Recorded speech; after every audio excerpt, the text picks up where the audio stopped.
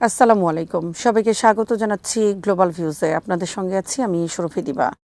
Hormuz প্রণালীকে ঘিরে যুক্তরাষ্ট্র ও ইরানের মধ্যে উত্তেজনা আরও তীব্র হয়েছে। মার্কিন প্রেসিডেন্ট ডোনাল্ড ট্রাম্প বলেছেন, ইরান পরিস্থিতি ভালোভাবেই চলছে এবং হরমুজ প্রণালীতে মার্কিন বাহিনী সম্পূর্ণ নিয়ন্ত্রণে রয়েছে।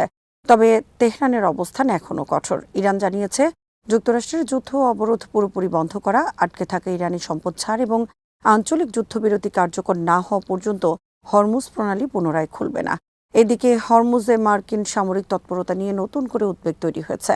যুক্তরাষ্ট্রের অভিযোগ, পানামার পতাকাবাহী একটি কার্গো জাহাজ ইরানের একটি বন্দরের দিকে যাওয়ার চেষ্টা করছিল এবং সতর্কবার্তা উপেক্ষা করায় মার্কিন বাহিনী জাহাজটির স্টিয়ারিং ব্যবস্থায় দুটি হেলফায়ার ক্ষেপণাস্ত্র নিক্ষেপ করে সেটিকে অক্ষম করে দেয়। ঘটনাটি প্রণালীতে বাণিজ্যিক জাহাজ চলাচলের নিরাপত্তা নিয়ে নতুন প্রশ্ন তৈরি করেছে। ইরানের সুপ্রিম ন্যাশনাল সিকিউরিটি কাউন্সিলের সচিব মোহসেন রেজাই স্পষ্ট করে বলেছেন, তেহরানের সব শর্ত পূরণ না হওয়া পর্যন্ত হরমুজ বন্ধই থাকবে। ফলে বিশ্বের অন্যতম গুরুত্বপূর্ণ জ্বালানি পরিবহন পথকে কেন্দ্র করে অর্থনৈতিক ও সামরিক চাপ আরও বাড়ার আশঙ্কা দেখা দিয়েছে। এই পরিস্থিতিতে মধ্যস্থতার উদ্যোগ জোরদার করেছে পাকিস্তান। দেশটির স্বরাষ্ট্রমন্ত্রী মোহসেন নাকভি তেহরান সফরে গিয়ে ইরানি কর্মকর্তাদের সঙ্গে আলোচনা করেছেন। তার সফরের লক্ষ্য যুক্তরাষ্ট্র ইসরায়েল যুদ্ধ বন্ধে কূটনৈতিক সমাধানের পথ তৈরি এবং হরমুজ প্রণালীতে জাহাজ চলাচল স্বাভাবিক করা। সব মিলিয়ে ট্রাম্পের সম্পূর্ণ নিয়ন্ত্রণ দাবির বিপরীতে ইরানের কঠোর শর্ত এবং পাকিস্তানের মধ্যস্থতা, তিনটি বিষয়ই এখন হরমুজ সংকটের পরবর্তী গতিপথ নির্ধারণে গুরুত্বপূর্ণ হয়ে উঠেছে। ইরানে যুক্তরাষ্ট্রের সামরিক অভিযান প্রত্যাশিত ফল দিতে না পারায় প্রেসিডেন্ট ডোনাল্ড ট্রাম্পের যুদ্ধ কৌশল এখন বড় ধরনের চ্যালেঞ্জের মুখে পড়েছে। সামরিক শক্তি ও বিপুল অস্ত্রভান্ডার ব্যবহার করেও ওয়াশিংটন এখন পর্যন্ত তেহরানকে নিজেদের কাঙ্ক্ষিত অবস্থানে আনতে পারেনি বলে মনে করছেন বিশ্লেষকরা। জর্জটাউন ইউনিভার্সিটি কাতারের সরকার বিষয়ক সহযোগী অধ্যাপক পল মাসগ্রেভের মতে, পরিস্থিতি এখন অনেকটাই নির্ভর করছে কে আগে পিছু হটে। তিনি বলেন, যুক্তরাষ্ট্র ও ইরান উভয়কেই অর্থনৈতিক ও রাজনৈতিক ক্ষয়ক্ষতি সহ্য করতে হচ্ছে। দীর্ঘ সময় এই চাপ সহ্য করার সক্ষমতাই নির্ধারণ করবে কে শেষ পর্যন্ত ভালো চুক্তি আদায় করতে পারবে। মাসগ্রেভ বলেন, ইরানের কট্টরপন্থীরা কোনোভাবেই দুর্বলতা প্রদর্শন করতে চায় না, বরং তারা ট্রাম্পকে সর্বোচ্চ রাজনৈতিক ও কূটনৈতিক অপমানের মুখে ফেলতে চাইছে, বিশেষ করে যুক্তরাষ্ট্রের মধ্যবর্তী নির্বাচনের আগে। তার মতে, ট্রাম্পের প্রত্যাশার তুলনায় ইরানের বিরুদ্ধে যুদ্ধ অনেক বেশি কঠিন হয়ে উঠেছে। তিনি আরও বলেন, সবচেয়ে বড় সমস্যা হল আমেরিকার বিমান শক্তি, বিপুল গোলাবারুদ এবং সামরিক চাপ প্রয়োগ করেও ট্রাম্প যে ফল চান তা অর্জন করতে পারেনি। ফলে সংঘাত যত দীর্ঘ হচ্ছে ততই ট্রাম্প প্রশাসনের সামনে প্রশ্ন উঠছে, সামরিক শক্তি দিয়ে কি সত্যি ইরানকে নত করা সম্ভব, নাকি শেষ পর্যন্ত কূটনৈতিক সমাধানের পথেই যেতে হবে। অন্যদিকে ইরানও অর্থনৈতিক ও সামরিক চাপের মধ্যেও নিজেদের অবস্থান ধরে রাখার চেষ্টা করছে। এই পরিস্থিতিতে যুদ্ধের ফলাফল শুধু সামরিক সক্ষমতার উপর নয়, বরং দুই পক্ষের ধৈর্য, রাজনৈতিক হিসাব ও আলোচনায় ছাড় দেওয়ার প্রস্তুতির উপরও নির্ভর করছে। এই মাটির টানে সারা দুনিয়ার সেই সব মানুষের জন্য আমাদের সামান্য সংযোগ, মাত্র 30% টাকায় জমির মালিক হয়ে নতুন বাংলাদেশের গড়ে তোলার স্বপ্ন দেখা। বাংলা বসতি, এই মাটি আমার, এই জমিন আমার। মার্কিন প্রেসিডেন্ট ডোনাল্ড ট্রাম্প জানিয়েছেন, সম্ভাব্য ইরানি হত্যা চেষ্টার আশঙ্কায় গত মাসে তুরস্ক থেকে গোপনে সামরিক ফ্লাইটে যাত্রার পর তাকে অন্য একটি বিমানে সরিয়ে নেওয়া হয়েছিল। এ সময় তাকে একটি ক্যাটারিং ট্রাকের মাধ্যমে এক বিমান থেকে অন্য বিমানে স্থানান্তর করা হয়। ট্রাম্প বলেন, নিরাপত্তা নিয়ে উদ্বেগের কারণেই সিক্রেট সার্ভিস ও সামরিক কর্মকর্তারা তাকে বিমান পরিবর্তনের নির্দেশ দিয়েছিলেন। ওয়াশিংটন পোস্টের প্রতিবেদনের পর সাংবাদিকদের ট্রাম্প বলেন, তিনি যে বিমানে প্রথমে ভ্রমণ করছিলেন সেটি বরং বেশি ঝুঁকিপূর্ণ ছিল, কারণ সম্ভাব্য হামলাকারীরা সেটিকেই লক্ষ্যবস্তু করার সম্ভাবনা বেশি রাখত। তবে হুমকিটি নিয়ে তিনি বিস্তারিত জানতে চাননি বলে জানান। ট্রাম্প বলেন, তিনি নিয়মিতই নানা ধরনের হুমকি পান এবং নিরাপত্তার বিষয়ে সিক্রেট সার্ভিস ও সামরিক বাহিনীর নির্দেশনা অনুসরণ করেন। যুক্তরাজ্য সফরের সময় বিমান বদলের বিষয়টি সামরিক বাহিনীর নিরাপত্তা পরিকল্পনার অংশ ছিল বলেও জানান তিনি। ট্রাম্পের ভাষ্য অনুযায়ী সংশ্লিষ্ট বিমানটি যুক্তরাজ্যে নিয়ে গিয়ে সেনাদের দেখানো হয় এবং সেখানেই বিমান পরিবর্তন করা হয়। এদিকে ইরান প্রসঙ্গে ট্রাম্প দাবি করেন, হরমুজ প্রণালীতে যুক্তরাষ্ট্রের পূর্ণ নিয়ন্ত্রণ রয়েছে। তার ভাষায়, ইরান এখন আর মধ্যপ্রাচ্যের বুলি নয়। তিনি সতর্ক করে বলেন, তেহরান নতুন কোনো পদক্ষেপ নিলে যুক্তরাষ্ট্র কঠোর সামরিক জবাব দিতে প্রস্তুত।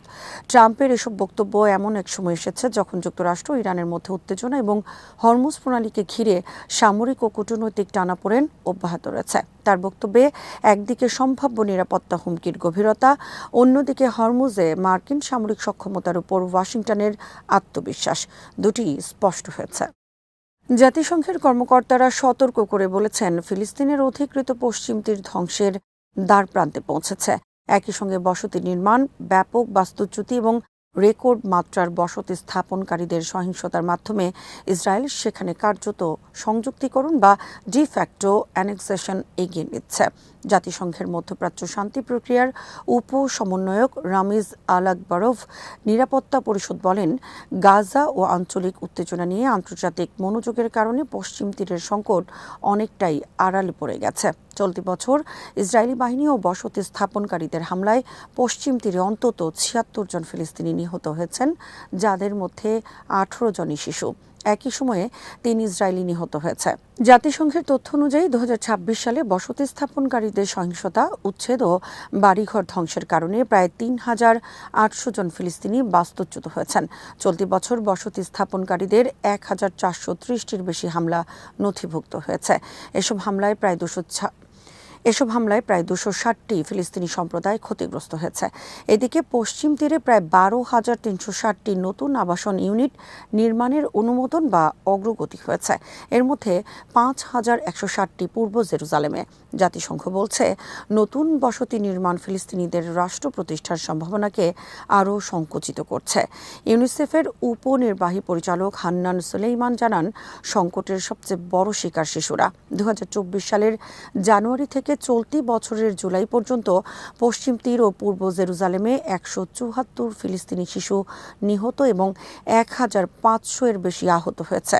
বর্তমানে অন্তত ৩৫৫ জন ফিলিস্তিনি শিশু ইসরায়েলি সামরিক হেফাজতে রয়েছে।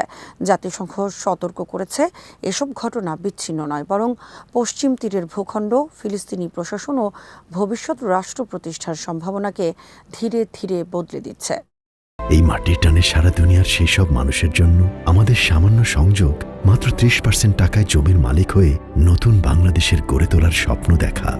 বাংলা বসতি, এই মাটি আমার, এই জমিন আমার।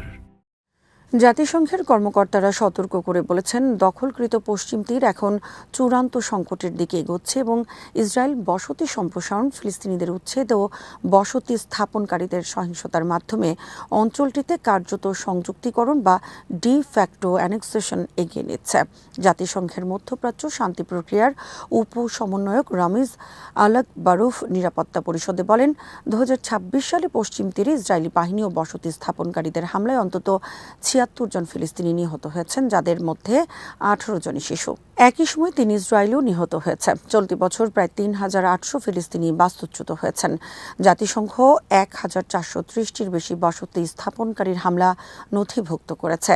আল আকবরভ জানান, চলতি বছর পশ্চিম তীরে প্রায় ১২,৩৬০টি ইসরায়েলি আবাসন ইউনিট অনুমোদন বা অগ্রসর করা হয়েছে।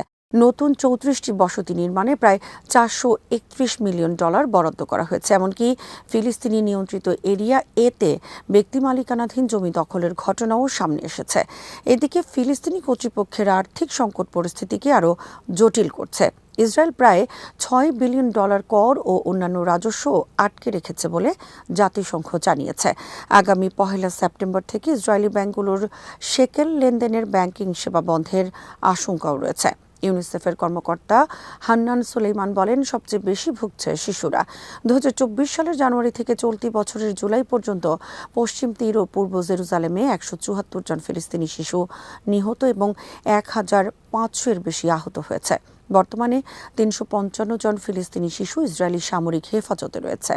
জাতিসংঘ বলছে, এসব ঘটনা বিচ্ছিন্ন নয়, বরং পশ্চিম তীরের জনসংখ্যা, শাসন ব্যবস্থা ও ভূখণ্ডের কাঠামো বদলে দেওয়ার ধারাবাহিক প্রক্রিয়ার অংশ। আজ এখানে শেষ করছি। সবাই ভালো থাকুন, সুস্থ থাকুন আর দেখতে থাকুন বিডি ফিউজ। চ্যানেলটি ভালো লাগলে সাবস্ক্রাইব করুন। সংযুক্ত থাকুন আমাদের ফেসবুক পেজে। আল্লাহ হাফেজ।